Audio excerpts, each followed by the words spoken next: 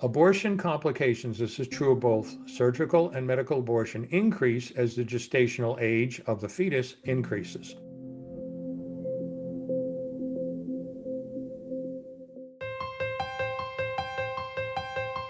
Welcome back to Straight Talk on Life Issues. It's great to be with you. I'm Victor Nieves, president of Life Issues Institute. Today we'll be talking about a horrific topic, chemical abortion. The dangerous abortion pill is currently the fastest growing form of abortion in the United States today. The chemical abortion combination is mifepristone and misoprostol. It was approved by the FDA in 2000 as a so-called safe, effective way to end a pregnancy. You and I both know that's not true. There are several risk factors women need to know before they take the abortion pill. Today we'll be speaking with an expert on this topic, Dr. Tony Levatino. He's a board-certified obstetrician-gynecologist who retired after 40 years in the medical field. In the early years of his career, Dr. Levatino performed nearly 1,200 abortions as a routine part of his practice. Today, he is a very vocal pro-life advocate. Well, Dr. Levatino, thank you so much for joining us. You really are an expert on this topic. Glad to join you.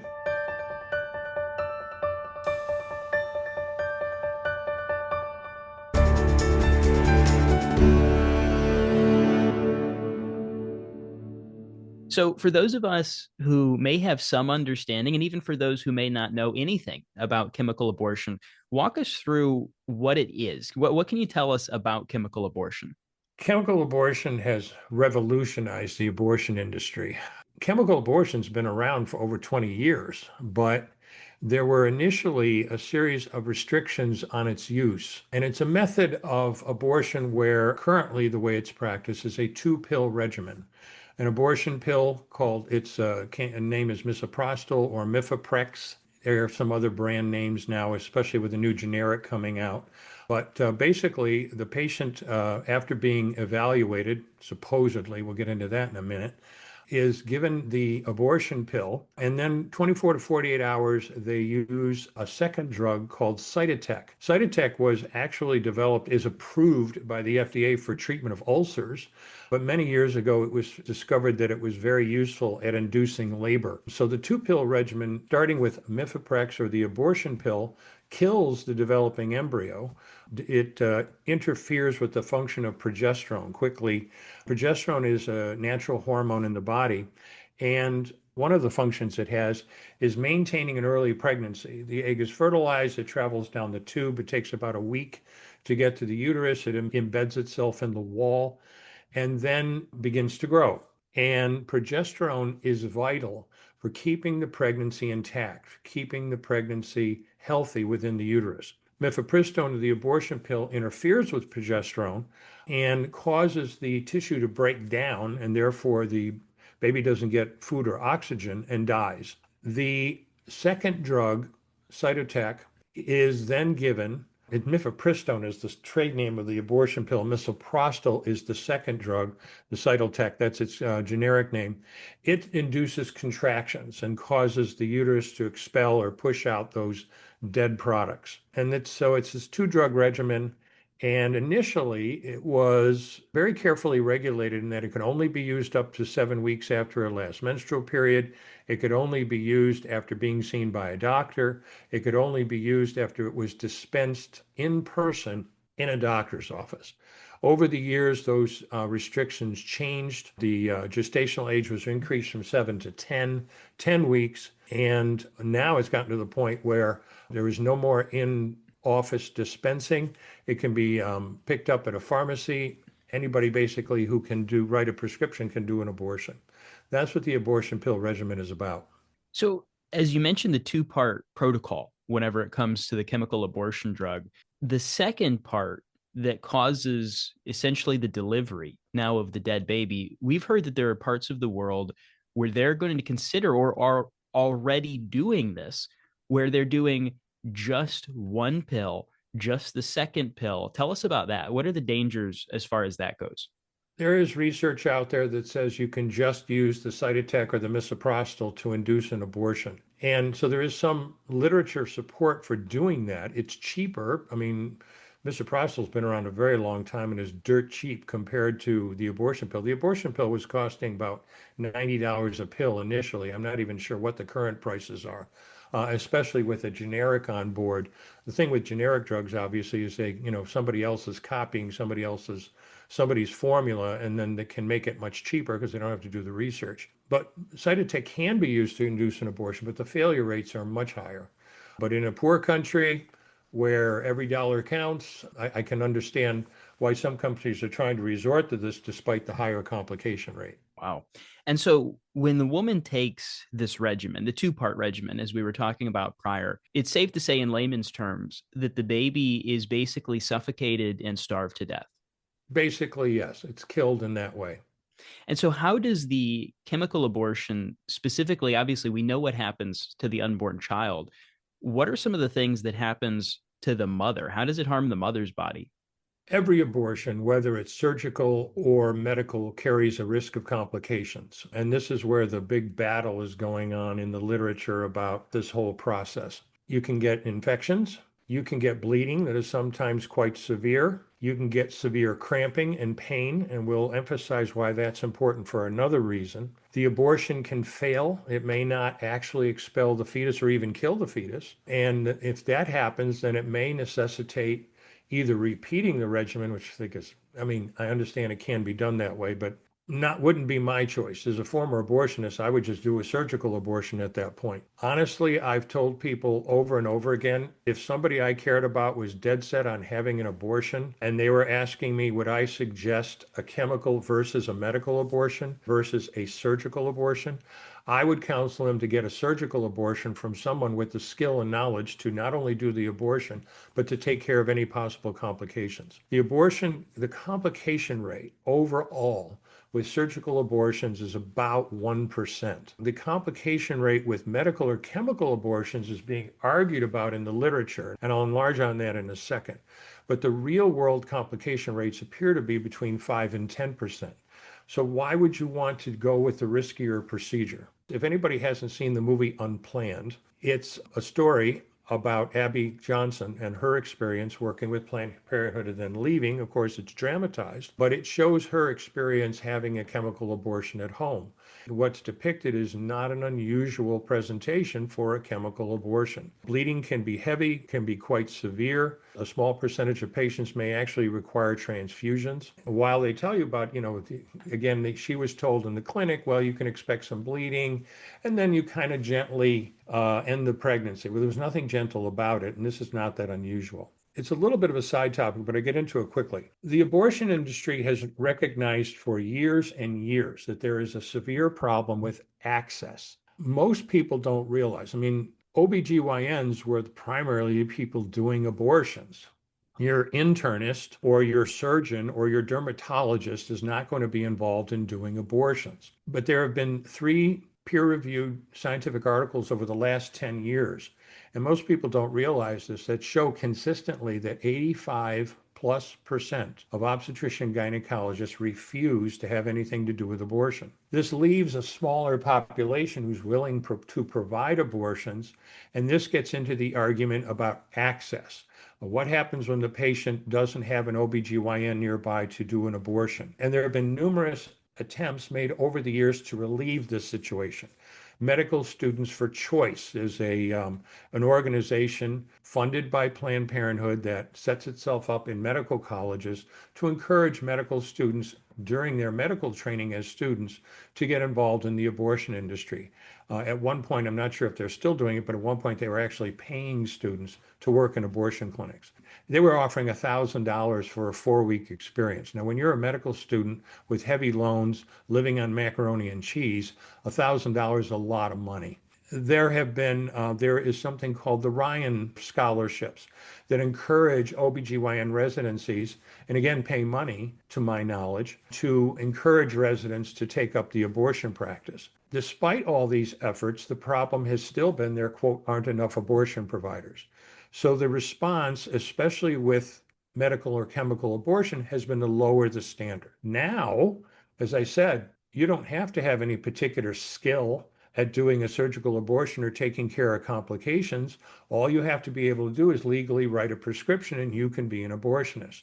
The problem, of course, comes when these people have complications and they call their abortion provider, who may be a nurse practitioner, a physician's assistant, probably don't have and will not have admitting privileges at a local hospital, or forget local, they're getting on the internet, going to a website that's in another state. They tell them, oh, this was my last period. So they put it on a calendar and go, okay, you're X weeks pregnant. There's a problem with that. And then they mail the pills out. And then at 2 in the morning, when if the patient is having severe bleeding or cramping and calls the helpline, they're universally told the same thing: go to the emergency room. This is seriously in medical practice, this is called patient dumping. And this is what they've reverted to. They've lowered the standards in order to increase access. Well, and now that they've increased that access and FDA has removed so many of the prior guidelines, you mentioned back in 2000, they had many more protections, I guess we could call them, for the woman specifically to prevent her from having these horrible complications and et cetera.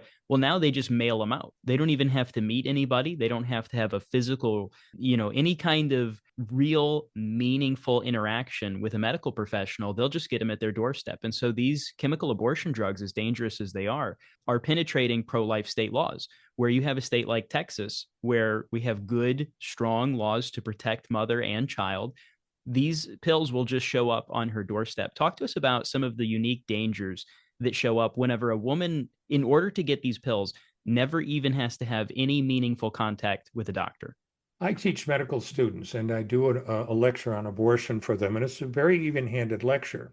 And we talk about this in great detail. First, abortion complications, this is true of both surgical and medical abortion, increase as the gestational age of the fetus increases. As I said, mifeprex or mifepristone was originally allowed up to 7 weeks. Now it's allowed up to 10. So the numbers go up.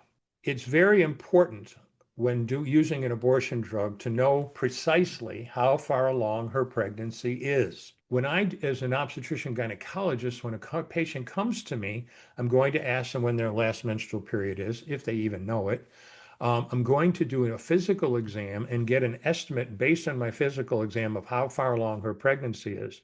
And if there's any discrepancy, then I do an ultrasound. And this will give me a hard number in terms of exactly how far along her pregnancy is. It is vital to safely use the abortion pill to know precisely how far along her pregnancy is. Now, if you're on a telephone, if you're on a chat, if you're on a video link, and all this quote practitioner at the other end has to rely on is your last menstrual period, ACOG, the American College of Obstetrician Gynecologists, a very pro-abortion organization, who is totally in favor of all this internet dispensation of pills, increasing access. They have been in the forefront of this. In their own literature, if you look at their own literature, they will tell you that estimated gestational age using only a last menstrual period is incorrect over 40% of the time. And when there's an error, usually you are underestimating. And this happens actually in medical practice fairly commonly. As you said, a patient has sex, gets pregnant. It takes time for the fertilized egg, the zygote, to get down into the uterus. As I said, it takes a week or so, and then it will bury itself in the wall of the uterus. Well, this occurs right around the time that she should be having a period. And it's not unusual for patients to get a little bit of spotting or bleeding when that occurs. Patient sees that, goes, oh, there's my period, and may report that as her last menstrual period when in reality she's already pregnant. So when pregnancies are underestimated, which is the problem with only using last menstrual period, you're usually off by 4 weeks. So that's the first problem. The second and far more dangerous problem is ectopic pregnancy. Pregnancies can implant in places other than the uterus, most commonly in the fallopian tube, and I won't get into a lecture of other places they can go. But the vast majority will implant, if this happens, in the fallopian tube. This has become more common over time because there has been an increase over the years in sexually transmitted diseases. And sexually transmitted diseases Infections like gonorrhea and very particularly chlamydia typically damage the fallopian tube and increase the risk of ectopic pregnancy. Again, ACOG, who says it's perfectly okay to talk to somebody on a video chat or a text and have them mail pills, in their own literature, tell you that the rate or risk of an ectopic pregnancy in the general population overall is 1.5 to 2%. So upwards up to 1 out of 50 of every one of these women calling these internet abortion clinics or however they're set up with no physical exam and no chance of getting an ultrasound, 1 out of 50 of those women is carrying an ectopic pregnancy. Trying to end an ectopic pregnancy using the abortion pill is strictly contraindicated. It's in a black box in the warning about in the FDA literature and that's published about the abortion pill. It is absolutely contraindicated. Women have and will continue to die from undiagnosed ectopic pregnancies. And like I said, the odds are 1 in 50 that she's carrying one when they're mailing out these pills. This is a serious problem.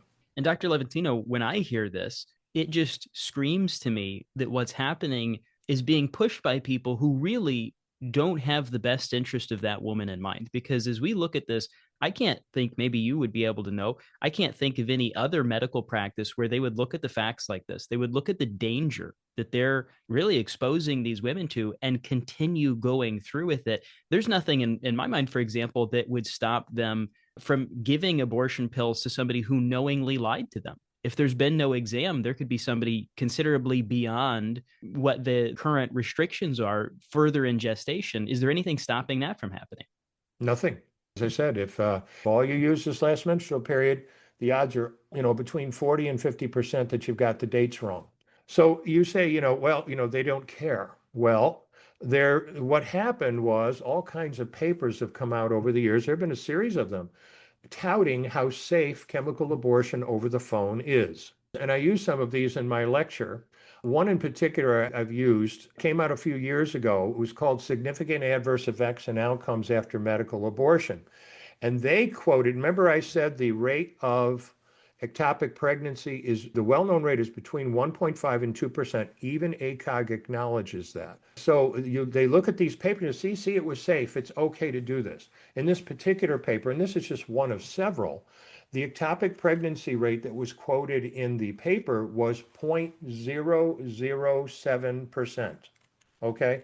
And they still managed to kill one of their own subjects using the abortion pill who had an undiagnosed ectopic pregnancy. So there are a series of these papers coming out. So what happened now is just recently, a paper came out, and I'm looking at it right now, in April of this year, and it was the largest study using insurance records of chemical abortion in the United States. 865,000 patients. They looked at these records and looked at insurance records. And the overall complication rate that these other studies cite is typically less than 1%. It's 0.5%. And so, okay, wow, see how safe this is? There's only a 0.5% chance of any adverse problems. With this, the largest study being done with over 800,000 records being looked at, the number of patients with complications was 94,605 out of the 800 plus thousand for an overall complication rate of almost 11%, 10.93%.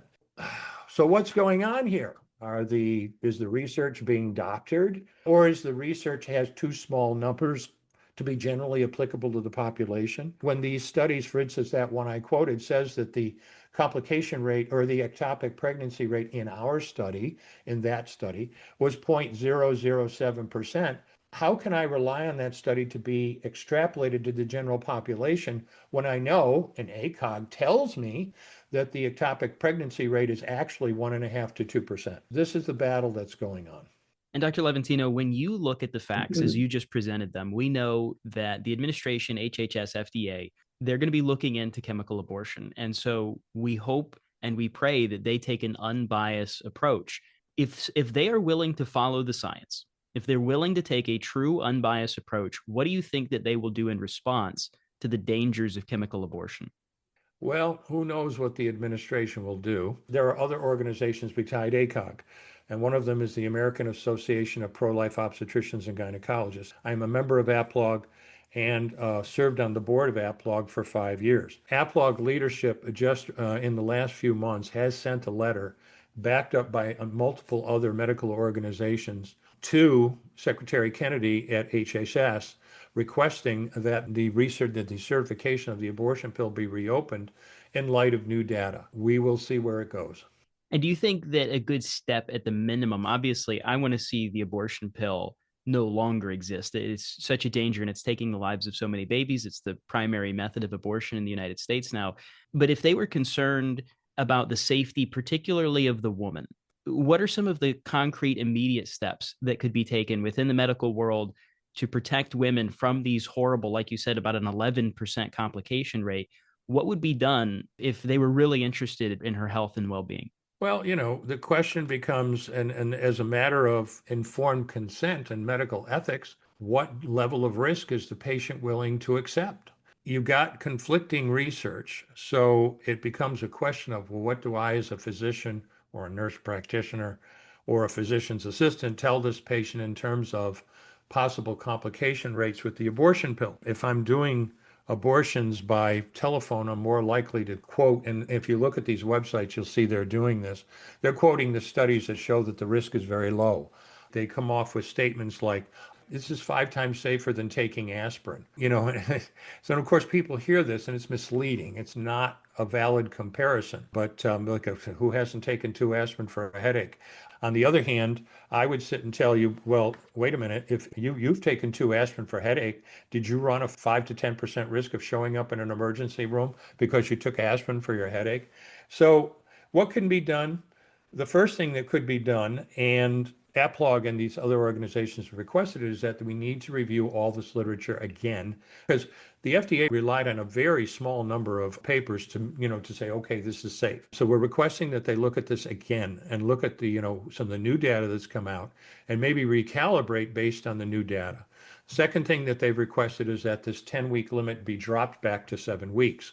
The 7-week limit was originally established because it was known at the time that complications tended to increase after 7 weeks. As far as government action, I think that's, the most you can expect. Frankly, with all of this, the complications will mount up. The majority of patients who use abortion pills will manage just fine, but a significant percentage of them, as we said, anywhere from typically 5 to 10%, depending on which literature you look at, will have some kind of complications. Most of them are not fatal, but this needs to be addressed. And frankly, I've encouraged some organizations that maybe what we really need is a large law firm in this country willing to prosecute, to move forward cases of malpractice when these complications occur and find out if these patients were really informed about the real world numbers about complications. What would it be like if every hour you're watching television, it says, have you been injured by chemical abortion? Call 1-800 whatever. Maybe in the end, that's the only way you really get any movement on this. Make no mistake, the abortion side is extremely dedicated and pushing hard because of the access issue, and medical abortion is the key. And you mentioned earlier, Dr. Levatino, that the FDA just recently approved a new generic form of mifepristone. What are your thoughts on that? Why would the FDA do that? Well, the FDA does that routinely with all medications. I can think of any number of medications that were very expensive to start with. I mean, one of them, I can think of is Viagra. I mean, Viagra was costing as much as $90, $50 to $90 a pill. The price went up as time went by. I mean, pharmaceutical companies expend a tremendous amount of money doing research and developing a drug. What the law does, which makes sense, is they protect their patent on that particular medication for 10 years. No other company can produce it for at least 10 years. Most drugs, the company can petition the government and typically will be granted a 10-year extension. But once you hit the 20-year mark, it's wide open. Everybody knows the formula. And now any other producer, whether they're in a foreign country or anywhere else, can now produce the same drug. This is a typical pattern. So, the generic abortion pill really is exactly the same thing we've been dealing with for years, just cheaper. So it's almost like this is probably the incorrect phraseology here, but it's almost like it's grandfathered in because the FDA has already allowed the label, the name brand, the generic kind of just has a pass. Essentially, that's correct. I mean, and again, the FDA does this in case of all drugs to allow the company that's expended millions of dollars developing a drug to recoup that investment. Well, Dr. Levatino, thank you so much for coming on the show. You've been such a resource of information. It's been a blessing. Happy to participate.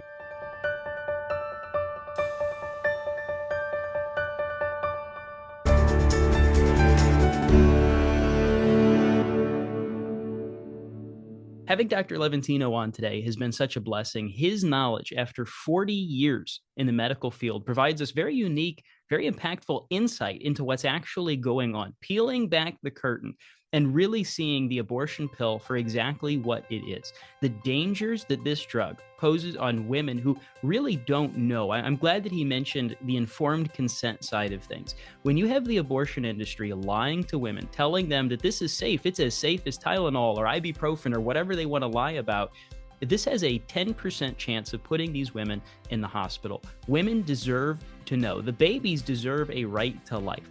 But women deserve to know what they're putting in their body and what it very well may do to them. And the FDA has an obligation to protect American citizens from ingesting dangerous chemicals. That's exactly what happens with the chemical abortion. If you want to learn more about the dangers of this drug and have resources to share with your friends, your family members, your church community, visit our website, lifeissues.org, and be sure to tune in next time for another Straight Talk on Life Issues.